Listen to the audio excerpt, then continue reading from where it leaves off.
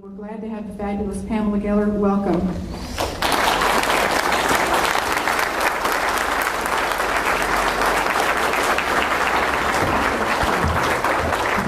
Hi. Hi. Welcome. Welcome to the battlefield. Welcome to the war. What happened today is not extraordinary. What happened today is not exceptional. What happened today best illustrates what's happening and why I wrote this book. The very idea that a human rights activist dedicated to freedom of speech, freedom of religion, freedom of conscience, and individual rights would be canceled by a hotel that hosts Mahmoud Ahmadinejad, who's promised the annihilation of the tiny Jewish state of Israel, who entertains at the Hyatt in New York, would cancel me in caving to this leftist Islamic alliance is indicative of how very bad the war is. Worse is how few are aware of it. I mean, Americans know there's something wrong, you know, like the Helen Keller and someone moved the furniture. But there is so much deception. There is so much propaganda. There's so much disinformation that you need glasses to see what's happening. There is a war on the truth. And what is truth? Truth is the recognition of reality. A is A. And why is it so important to silence my voice, to silence Robert Spence's voice, Noni Darwish's voice, Ayaan Hirsi Ali's voice, Wafa Sultan's voice? Because it's important that the truth be kept from you. And yet all you have to do is look around and see that this is a war in the information battle space. This is a war of information. And all the bullets and the bombs and the bloodshed comes as a result of what happens in this war. And they have in their arsenal the most powerful weapon of all, big media. It's the reason why Obama was elected. It's the reason why you don't know what's happening. But I will describe to you in brief detail the stealth jihad. The masking of the workplace, for example, imposing Muslim prayer times on union contracts, forcing non-Muslim workers to lengthen their day. That's wrong. That's imposing Islam on the secular marketplace. You have a company like Heinz, the ketchup company, by the way, who's been enormously generous to their Muslim workers. Not only do they have Muslim prayer rooms, they have Muslim prayer rugs, but they're being sued. Why are they being sued? They're being sued to stop the line. Stop the line for Muslim prayer times. Now, understand something. In Muslim countries, they don't stop the line. In Iran, they don't stop during the workday to pray. They pray before work, they pray after work. Why? So why do it here? It's to impose Islam on non-Muslims. You see the taxi cab drivers that won't pick up fares, that have alcohol, that have seeing eye dogs because dogs are dirty, dogs are filthy. You see the U.S. Treasury Department. The U.S. Treasury Department giving seminars in Sharia finance a week after we nationalized some banks. Now you'll say to me, what's wrong with Sharia finance, Pamela? I'm glad you asked me that question. It has to be halal, which means investing in certain industries is forbidden. Pork, alcohol, tobacco, and some forms of entertainment. Well, those are whole American industries. Do you want to use your taxpayer dollars to starve whole American industries? There is the mosquing of the public schools, where they have prayer spaces for Muslim children. They don't have it for Christians, they don't have it for Jews, they don't have it for Hindus, they don't have it for Zoroastrians. There's also the Islamicizing of the public school curriculum, where they are instituting whole curriculums dedicated to Islam, but not to the 1,400 years of 270 million victims of jihadi wars, land appropriations, cultural annihilations, and enslavements. It's complete dawah. It's complete whitewashing. Now, I did fault your governor for this. Governor Perry instituted, along with Aga Khan, a complete, and I ran screenshots of all of the lessons. Don't listen to me, judge for yourself. That's another thing you're going to have to do. You're going to have to do your own homework, because you are being lied to. And I don't see curriculums in the public schools for Christians. I don't see curriculums in the public schools for Jews or for anybody else. And for those of you that have children in the school and who see this, and parents see it. Look, just 2 weeks ago, I was contacted by a parent and a columnist in the parents' school. They had a lesson. The lesson was, my name is Ahlima. And Ahlima is a young girl in Saudi Arabia. And the lesson is about how wonderful it is to be a young girl in Saudi Arabia. Hello? And how wonderful it is, polygamy is, and how wonderful it is to be the second wife. Because the first wife, she has to do all the dinners, she has to go out socially, and Ahlima's not a social girl, and how great that she doesn't have to do it and she can be a stay-at-home wife. And she goes on to say that she loves the burqa, and she feels sorry for all those, quote, horribly, immodestly dressed Western women. And the last line of this lesson in the public school of Georgia is, how fortunate we are to have the Sharia. Now understand something. I know how I'm painted. I know I'm painted as a racist, Islamophobic, anti-Muslim bigot. I know that if you talk about this, even this much, the racist, Islamophobic, anti-Muslim bigot too. Why? Because this is the way they silence anybody that speaks to this issue. This is the way they enforce the blasphemy laws of the Sharia in this country. The media refuses to touch this subject. In Muslim countries, blasphemers, anyone who offends Islam, anyone who insults Islam, anyone who criticizes Islam, is put to death. Here in the West, Europe, Canada, and the US, your character is assassinated. You are demonized, you are marginalized, you are rendered radioactive. You are canceled at a small hotel in a small Texas town. Regularly. You must be aware of what is happening to you. Have any of you been to Europe lately?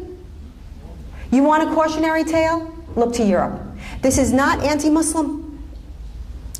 I speak for all human beings, including Muslims, especially Muslims who fled Sharia, who fled Muslim countries to escape the most oppressive and radical ideology on the face of the earth. Who speaks for them? Do you ever hear from them? Do you ever hear from them in the media? Does PBS ever do a special?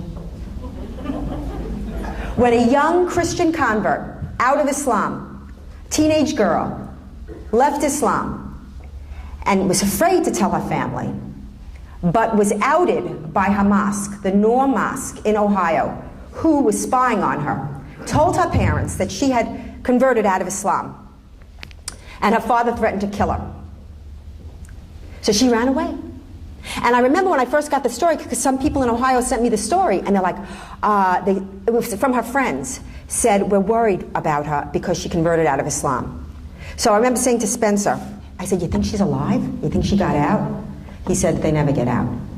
So imagine my joy, really, when she was found in Florida. And what ensued was this case to bring this girl back to this deadly household.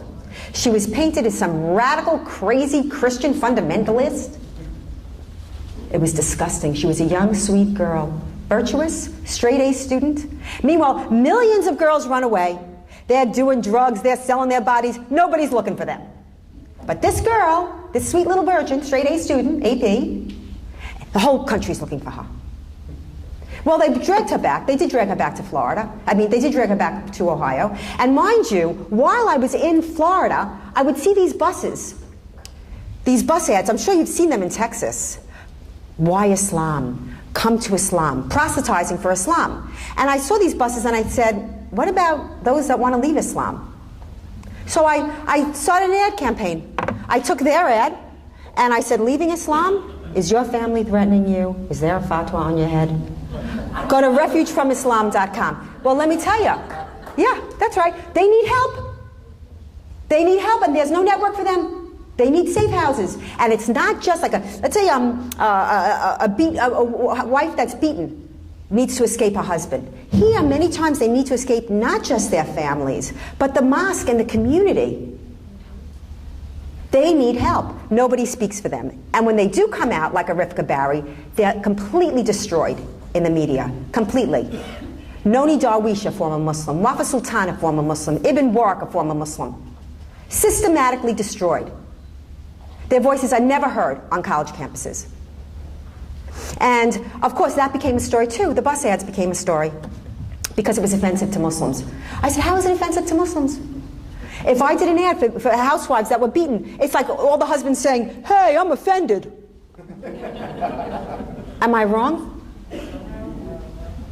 When they say that I paint all Muslims with a broad brush, it's not true. First of all, excuse me, but I don't have to congratulate somebody for not wanting to kill me. I expect that. That's my bar. But clearly there's a problem with this ideology. There have been over 18,000 Islamic attacks since 9/11, each one with the imprimatur of a Muslim cleric, each one with a mosque behind it, but nobody will talk about that.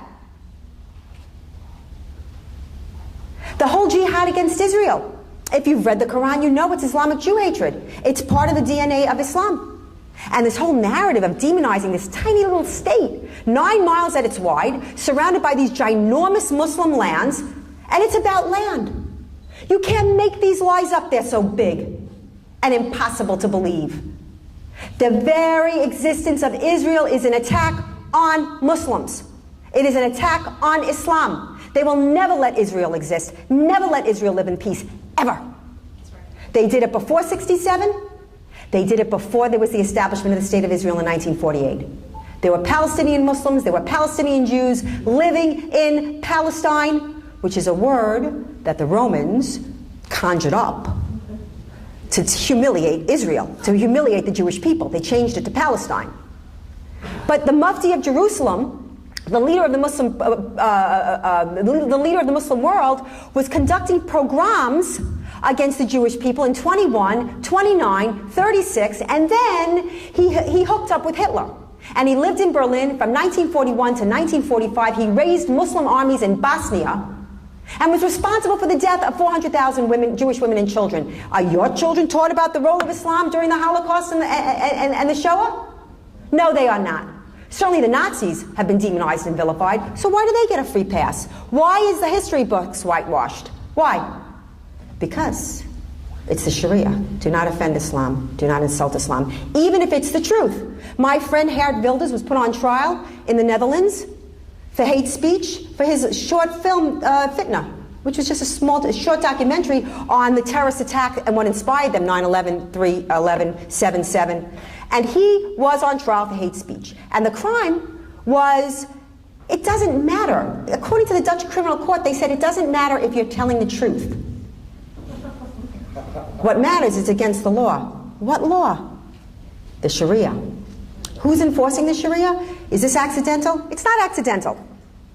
At the UN, the largest bloc of countries is the Organization of Islamic Cooperation, previously called the Organization of Islamic Conference. They are 56 countries plus the Palestinian Authority, 56 countries that vote as one bloc. And they have one objective, and that is to install the Sharia across the world. They are the modern-day universal caliphate.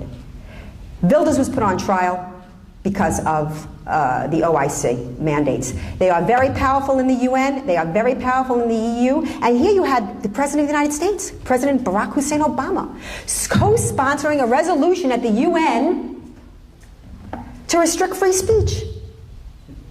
It's unbelievable, and the media tells you nothing. The media hears no evil, sees no evil, speaks no evil. And how deeply have we been infiltrated? When you have a Pentagon, when you have a Department of Defense issue a final report on the Fort Hood jihadi, a devout Muslim who came out on grand rounds, made a PowerPoint presentation on grand rounds that's so succinct, I use it sometimes, who was wearing the garb of the Shaheed the morning of his jihad, who was screaming Allah Akbar, which means Allah is greater. Greater than what? Greater than your God. It's supremacist. Allah is greater. Was giving out Qurans the morning of his jihad, had Soldier of Allah on his business card, said Soldier of Allah, and nowhere in the DOD's report do they mention religious motivation. How long do you think that you're going to avoid the inevitable in this Operation Fetal Position? The Department of Justice is creating whole Muslim majority legislative districts for voting based on the racial paradigm they created for districting based on race. Do you know about that? The Department of Justice scuttled the prosecutions of the 300 groups named in the largest terrorist funding trial in our nation's history, the Holy Land trial. Groups, Muslim Brotherhood groups, who, according to an internal captured document, entered into that case. Their stated goal is to eliminate and destroy Western civilization from within and sabotage its miserable house so that Allah is victorious. Their stated goal, their words. And instead, the Department of Justice sues a school district who didn't allow a teacher, a new teacher, a probationary teacher, the only math lab teacher on their staff, to go on Hajj. She wanted to take a month off. They said, you can't. You're our only math lab teacher. Well, Holder sued the school. By the way, they settled. She gets $75K plus legal expenses. This is happening every day. This is happening every day. There's no hate here. Listen, I'm a lover. Why am I doing this? Why do I subject myself to this? I do it for art, for music, for love, and for freedom. Because I love this country. Because I grew up so completely and utterly free that when I was a kid, we used to say to each other, it's a free country, isn't it? It's a free country. You don't hear that anymore. Because it's inherently not. And I do see a leftist Islamic alliance. And clearly Muslims are welcome here. This idea of anti-Muslim backlash, another deception, another lie. According to the most recent stats from the FBI, anti-Muslim crime is down to its lowest levels since 9/11. Anti-Semitic crime is at historic worldwide levels. You ever hear about that? No. But they're constantly, every time there's a terrorist attack, what's the knee-jerk reaction? Anti-Muslim, we don't want an anti-Muslim backlash. No, people died. Can we talk about that, please? This is a war in a battle of information, and the media is complicit. The media is dangerous, and that's why each one of you is so critical. In this book, whatever your issue is, each one of you has a different issue. Some of you may not have any issue. That's okay too. But if you are fighting, for example, we fought the Ground Zero Mosque. We fought the Ground Zero Mosque, and we won. Oh yeah. Oh yeah. And for those of you that say, well, you know, what's the big deal? Let me tell you what the big deal was. A 15-story mega mosque in a building that was destroyed in those attacks when the landing gear crashed through the roof is ground zero. That mega mosque, 15-story, by the name of Cordoba, another stab in the eye. Cordoba is iconic of Islamic conquest over the West. When in 7/11, Muslim armies invaded Spain, which was a collection of Christian kingdoms, and maybe it was a golden era for the Muslims, but it wasn't a golden era for the Christians and the Jews that lived under dimitude and were denied basic human rights, and was the site of the very first Jewish pogrom and the second Jewish pogrom. That's the name of the Ground Zero Mosque. And let me tell you something else. There has never been, in the history of Islam, a mosque of reconciliation and healing built on the site of a jihadi attack. But we have tens of thousands of examples of Islamic supremacist mosques, triumphal mosques built on the cherished sites of conquered lands. The most obvious, of course, is the first temple and the second temple, the Dome of the Rock, the Saint Sophia, the most exquisite and extraordinary church in history, is a mosque. That should be a church. Give that back. Give that back. And tens of thousands of Hindu temples, tens of thousands of Hindu temples. So you're going to tell me that a 15-story mega mosque looking down on the sacred ground that was covered in blood and ash is reconciliation and healing? And even if they didn't know, let's just say they know now. Just because you can build something doesn't mean you should. And even, look at the Pope. When they were going to build a church across from Auschwitz, and this caused an enormous amount of grief, the Pope withdrew the church. Did he have to? No. It's decency. It's human compassion. Where's the reciprocity? We're constantly being schooled about this hypersensitivity in the Muslim world. Do not offend Islam. Do not run the Danish cartoons, and no media around those Danish cartoons. And then when South Park did an episode where they put Muhammad in a Huggy Bear costume because you can't show Muhammad, there was a fatwa on their head. And Comedy Central bleeped out the word Muhammad. Have we lost our collective minds? Gets better. So now a little girl in Seattle, young, probably liberal, who's a cartoonist, she loves the show, Comedy Central, loves the show South Park. She says, well, let's everybody draw Muhammad Day. I guess she was thinking they can't kill us all. And within 24 hours, she's got a fatwa on her head. Now, she was clearly out of her element. She didn't know what she was doing, so she retracted. Never, ever retract. The smell of weakness is like blood to sharks. Not only did the FBI insist that she go into witness protection, this cartoonist had to give up her name, her job, her home, at her own expense. And I'm going to ask you, how many here have ever heard of Molly Norris? One hand. She should be the poster girl for free speech. She should be on the front page of every newspaper in America. And yet you haven't even heard of her. It's outrageous. It is outrageous. The reason why I wrote this book is because you can fight. If you look at the Ground Zero Mosque, you had the president supporting it. You not only had a mayor who vocally supported it in the scariest, most clueless way. If we don't build the mosque, the terrorists will win. What? It would have been Mecca on the Hudson. That's what it would have been, Mecca on the Hudson. You know, when they find these jackets, we've been getting, you know, the Hezbollah has been using the narco transit routes. Well, you should know the narco transit routes in Mexico.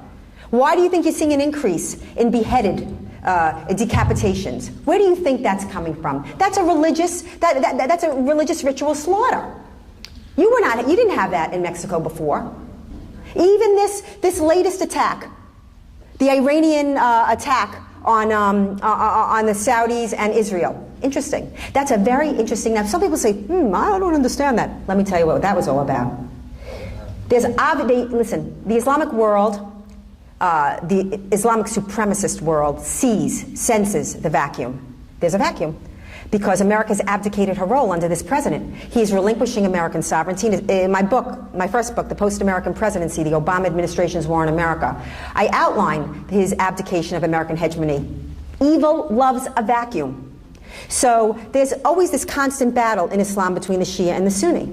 So the very idea that Iran, which is the leader of the Shia world, would execute the Saudi ambassador on American soil, their number one patron and ally, and blow up the embassy, and of course the Jews too, because it's not a party if you don't kill the Jews, would be a huge message, a loud message to the world of supremacy and domination.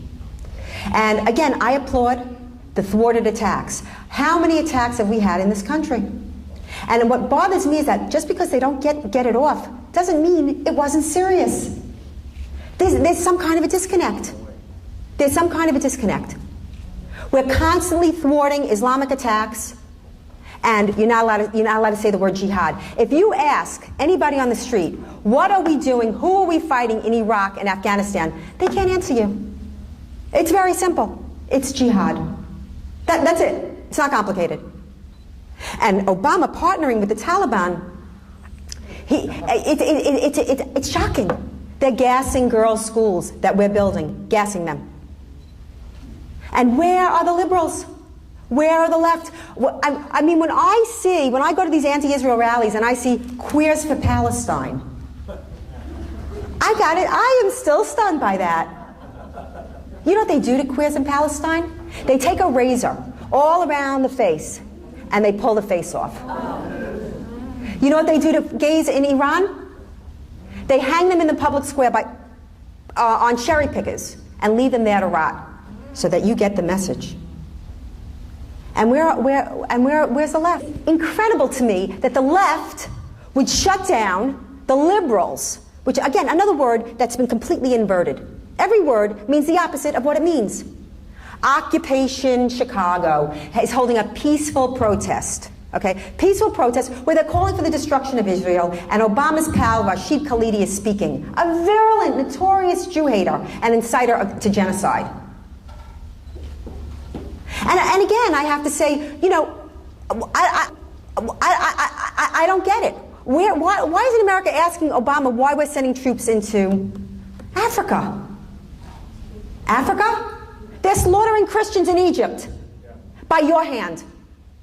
By your hand, because Obama had invited the Muslim Brotherhood to his speech in Cairo in June of 2009, 5 months after he took office. They were outlawed. Sheikh Qaradawi was outlawed. There was a reason. I'm sorry, I don't think Mubarak was the bad guy that everyone painted him out to be. Perfect? Hardly. Am I going to shill for him? Not. But there are degrees. He was the only U.S. allied Muslim country to make a peace with Israel. And you may not have liked it, but it stuck. It stuck. When I was in Israel, dedicating a grove of trees to the victims of honor killings worldwide, they were shelling Israel from Egypt. First time in 30 years. Have you heard about that? The 30 Christians that were slaughtered last week. 300 hurt. Send some troops there. I don't believe in sending troops, by the way, unless it's a matter of national security. I don't know what we're doing in Africa. I don't know what we're doing in Libya. What are we doing in Libya? You know what Libya is now? Libya is falling into the hands of Al-Qaeda and jihadists. Is Gaddafi a good guy? Hell no. Is Al-Qaeda and jihad better? Worse. Worse. There are degrees. There are degrees of damage. There are degrees of evil. You explain to me his foreign policy. He sides with the enemy every time. And it's not just Obama. We have been infiltrated. When I hear that Heidi Teese in the audience is going to be running for office, I say, Baruch Hashem. This is what we need to do. You need to get politicians in office who get it. Ilario Pantano is running. I don't care if you don't live, he is in North Carolina. Send him money. He gets it. I have to tell you that there's no way you're going to escape this issue. And the more you avoid it, it's like you're supposed to play a tennis match and you don't show up. What do you think? The match didn't happen? No, you forfeited the game. That's what's happening. The fact that we protested that mosque and we would not let up. And how did we get the word out? How did I get 40,000 people to Ground Zero on September 11th? Let me tell you something. I've been writing that story since November 2010. You did it. You made that the #1 story of 2010 and the #1 international story of 2010. The media wouldn't touch that story, but everybody kept sending around these little stories. Hey, you look at Ground Zero Mosque, what? And then my first rally, which I expected a couple hundred people, and we got like 8,000 people, somebody took a post of mine and just took the pictures. Didn't a link, text, nothing. Just the pictures against the mosque. And that email went viral. I was getting my own pictures. Hey, did you see this? Like 20 times a day. And that's when the media woke up. So do not think for 1 second that what you do is not important. Do not believe for 1 second that the individual can't change the course of human events, because the individual can and does and will change the course of human events. This is a unique and brilliant and magnificent experiment, America, in human history. Oh, it really is. We're in it, so we can't really see the beauty of it. But America is the first moral government in the history of man based on individual rights. Yes, it deserves to be, yes.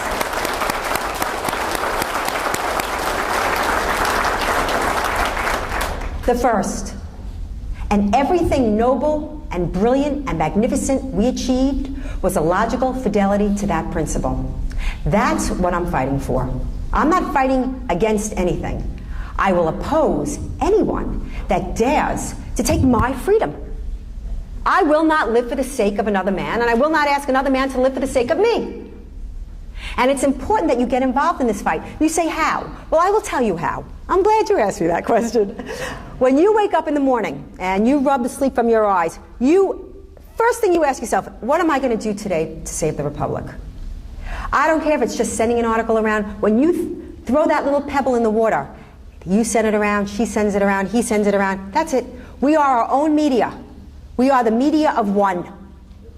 And I know it's difficult, and I know it's a leapfrog, and I know, listen, you see the Muslim Brotherhood groups are actually getting the FBI to stop talking to anyone critical of Islam, no matter how heralded the scholar. From Ibn Waraq, to Robert Spencer. So what is this? And then in the schools, when your children are taught that curriculum, you are disarming the children. You are disarming law enforcement, and it all comes down to you. It doesn't have to be this way. It's certainly winnable. You will not like what comes after America. You won't.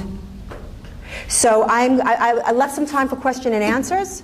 There is so much more that I could tell you. I didn't even discuss the litigation jihad, like the $10 million lawsuit that was filed against me by Rivka Barry's parents' attorney. The Christian convert I told you about that escaped, I was a very big public advocate for her. $10 million lawsuit. And if David Yerushalmi and Robert Muse of the Robert Moore Law Center, send those guys a check, didn't represent me pro bono, over $350,000 in legal fees.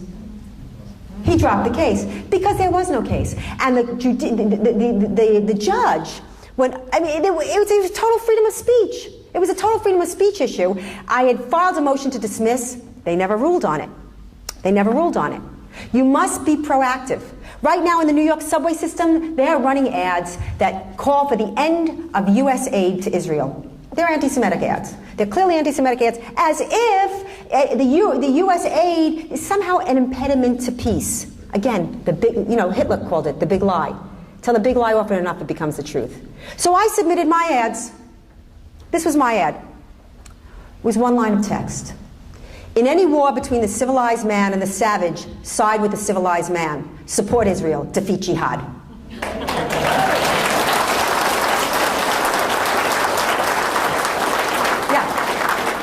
Yeah, they rejected my ads. I'm suing. That's true, I am, I'm suing. Yeah. So you need to understand you're not bad for loving good, because that's what it is. It's the hatred of the good for being the good. You're not bad for, do not let them shut you up. This is the key. The key is shutting people up. Read the Quran. And don't buy a whitewashed version. The closest version in English is Dawood, D-A-W-O-O-D, Penguin Books. Read it for yourself. But every time they cite Quranic chapter and verse, every time they're blowing themselves up, they're not all misunderstanders of Islam, I assure you. The reason why I wrote the book is you do need to know how to fight the fight. It's difficult. The media is your enemy, so when you're doing these things, if they talk to you outside, they're looking to get you to say one thing that they can parse and then paint the whole... Well, your Tea Party. Do I have to tell you?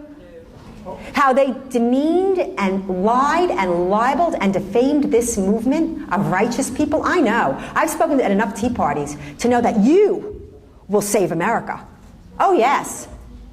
And how they're glamming up this movement in Wall Street. You should see. I live there.